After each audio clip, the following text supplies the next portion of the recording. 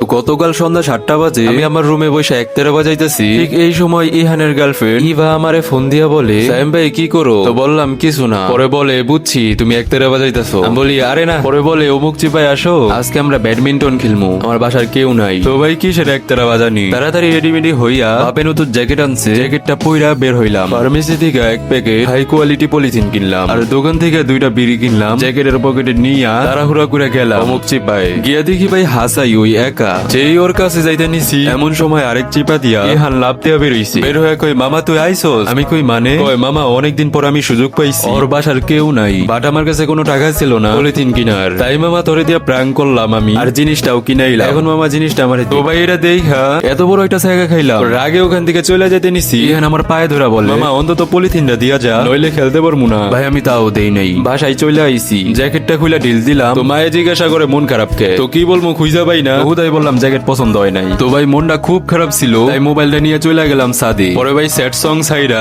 5 বার মেরে দিছি। তো ভাবলাম 2টা বিড়ি খাইলে আর একটু ভাল লাগবো, তাই রুমে চলে গেলাম। গিয়া জ্যাকেটটা অনেকক্ষণ ধরে খুঁজতাছি, পাইতাছি না। মারে জিজ্ঞাসা করলাম, বলে তোর বলে জ্যাকেট পছন্দ হয় নাই, তাই তোর বাপরে দিয়া পাঠাইছি ওটা চেঞ্জ করতে। শুই না তো ভাই আমার গলা মালা শুকিয়ে গেছে। আরে ওটার মধ্যে আমার এক প্যাকেট পলিথিন, 2টা বিড়ি। ভাই বাপে যদি দেখে মাইরা লাইবো আমারে, মাথায় কাজ করতেছে না আমার।